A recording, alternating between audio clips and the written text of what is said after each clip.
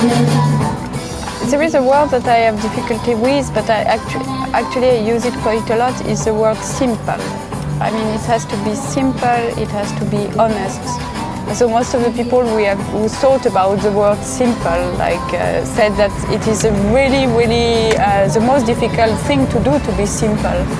I cannot recall where I read that, but that doesn't really matter. But then I'm thinking, okay, if simple is difficult to do, what should be the most important thing? Well, I would say that it's to be honest. Do not project an image or project an idea or say something that actually I don't know so much. I mean, if I don't know, I say I don't know. If I'm interested in something, I say I'm interested in that. And yeah, I don't know. And I consider that one does not have to be performative all the time, does not have to be completely at the top all the time. One can say, I don't know about this, or maybe say, I never been interested in that, or well, I'm not interested in thinking that, but if you want me to be around, I can be around. I mean, you know what I mean? I just said I try to be a bit open also in the sense that... Ah merde, c'est dommage là. With Julien in Forschning, we focus on something that is not visible, not even visible with a microscope. But we illustrated it in order to make it visible. The first illustration was to make it through a gesture, representing and explaining what he was doing. And the second one was to use an object, which is a bottle of water, sparkling water, that we used in different tableaux, and those tableaux would represent something that is not visible. But we were still the people moving this object. This object, that invisible object, I had a long process with what is not visible, and to play with this invisible element, or when I mean invisible, that you cannot perceive it with your eyes, because it's so little that it's not possible to see it, or that it's something that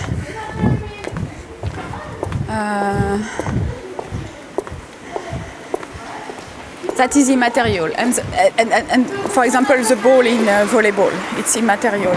And then I had to try out different things to bring the focus on something that is not there. Focus on something that is not there.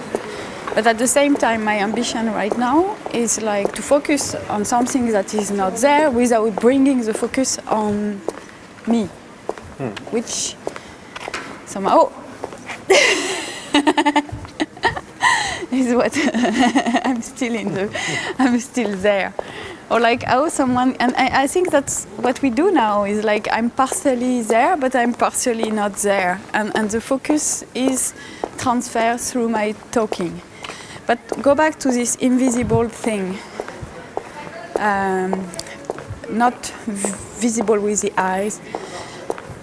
I went through materiality and immateriality to do it. And for example, in double process, so with the girl, sometimes the position of this invisible object that was appearing only through, again, her gaze, was materialized with balloon, blow with helium, and they were standing in the air but still moving a bit. And I think this sensitive, perceptible, non-perceptible object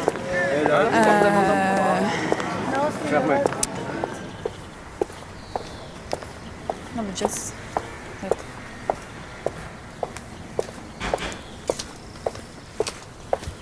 Yeah. No, but just that.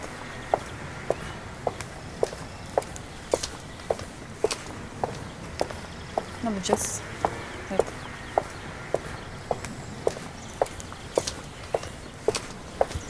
Yeah. That.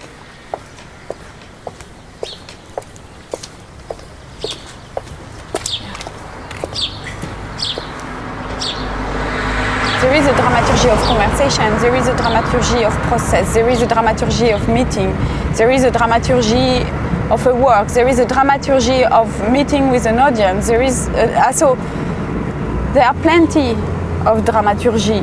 That is like a subtle, really subtle element. Visible, non-visible, material and material element were somehow indicated by the performer, movement, gesture and displacement. Here, this is Anna, who started standing and wandering around on a spot. What is important to say for a double process is that, especially for Eric, I played with the light to create a transparent roof. And also this transparent roof is also somehow a continuation of the fourth wall.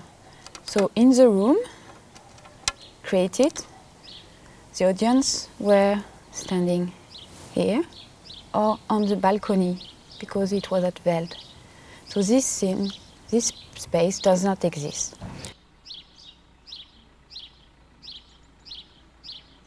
So the ball from here go there, and then here, and then here, and then here. It's a bit more difficult. I don't know if I will be able to place it. Here, and then here, and then here, and then it is blocked, so it does not go much further than this, and it comes back to the defense. Here, we say which, and the person who was Anna saves the ball and put it back here.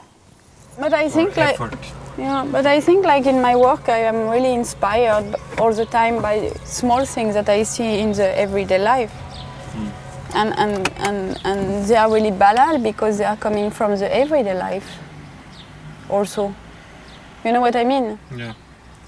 And that's okay with me because what I want to do when I do my art is to understand stuff. And maybe like when I started to work with those double processes also because I wanted to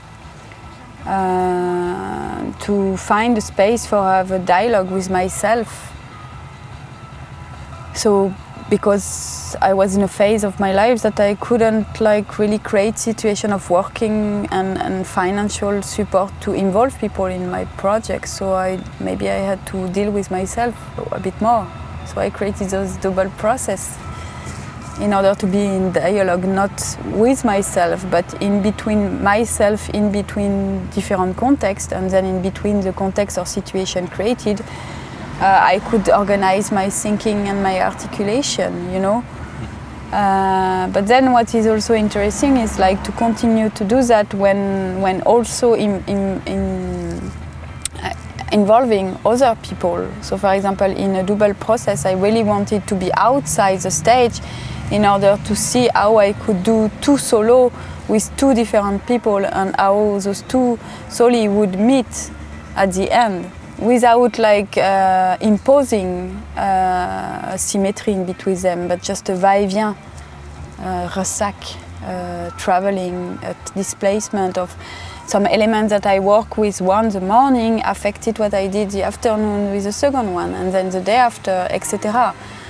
You know, in a process, things can affect each other in between days, or like they can affect, but it's not like linear when it's come to time. Elements that pop up again because this new situation reactivates them. And on your own or with other people, I think this is always the same procedures. It's not changing that depending on how many people you are. Like some stuff. I mean, the process of growing or changing or like recycling or redoing or I don't know. It does not have to do with a specific, I don't know. It has a specific dramaturgy, but it's not conditioned by a specific protocol. From the moment I had the green card, like green light to do my work, I already had some vision of the people I wanted to put together on stage. Then you might ask, like, why those specific people? And then it becomes again really complex.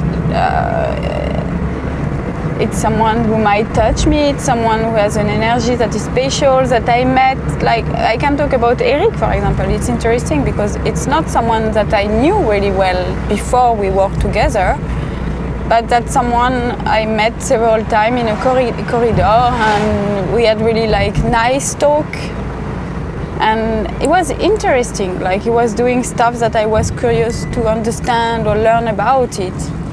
And I was really not wrong with that, because this kind of color, energy of this person, when during the process, when we worked together, it was really like engaged. And engagement is a really important thing for me, like the engagement of people, like capacity of being with, supporting a vision, nourishing it. It's important. But I never worked with this person before, so I took a risk also. And I like to take risk. So that's the thing, like how much risk it can be, when can I take risk, for which element can I take risk. Not everything, I mean, it's not possible for me to have all parameters completely full of risk. So I cannot challenge on every levels. It has to be certain elements that are more stable and some others that are more challenging or risky or funny. I need all this together to make it happen. If everything is new, everything is in movement, then I cannot like enjoy the challenge of the referent, for example. And yeah, maybe I would not have done this work with two performers in a double process if I was not working in the context of Weld, which was a place where I created several work and had 7 residency. If I was, I don't know, invited to go somewhere else in another residency, maybe I would not have taken so much risk. I would have done another work, because to do not have too many challenging parameters or elements in my work, I think.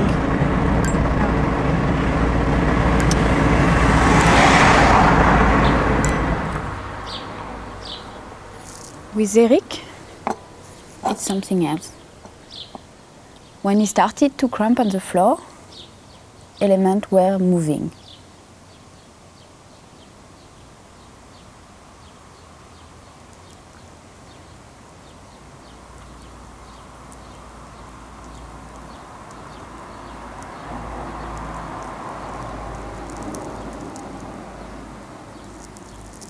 Anna, she placed one ball here.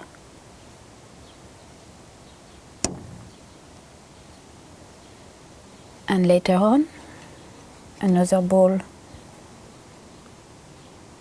here.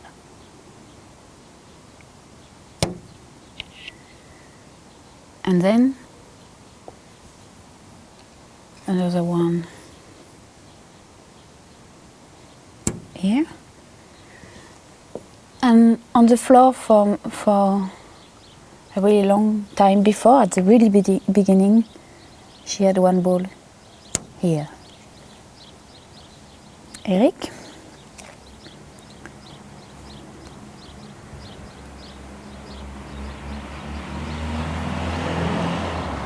Moved other thing, like here.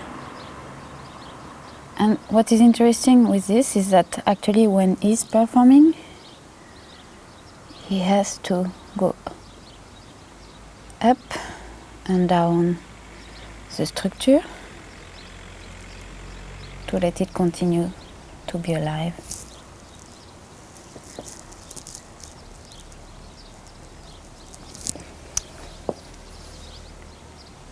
He moves around. I mean, he starts to place himself here and then here and then here and then here and then here.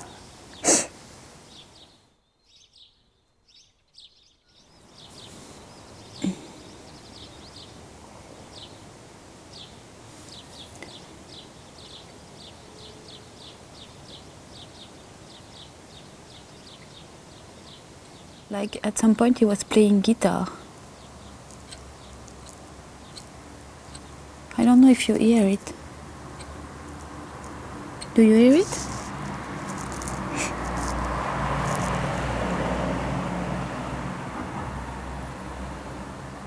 We'll do a bit of visible magic now with this setting. We'll play with do you see me? Yeah. I mean, me is not me, but what I move.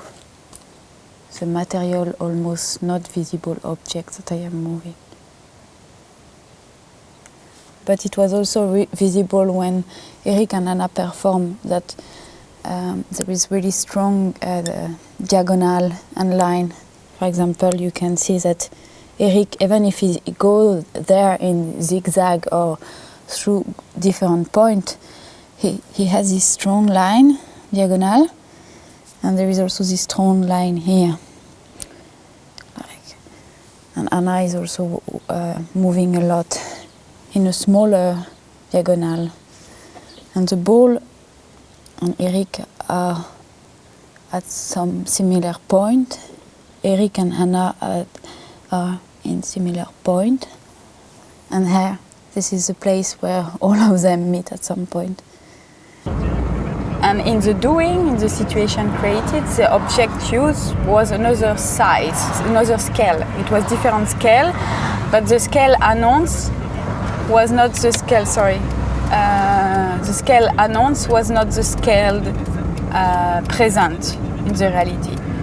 So maybe, I don't know, people had in mind that they would really play bull, but actually I invited to play them marble. And of course it's not the same rules in both of them, it's really different. But I think that not knowing and be transparent with the idea of not knowing in meeting other or working with other or like as a spectator also as a viewer, it's really important. I mean, this one should work, no? Yeah.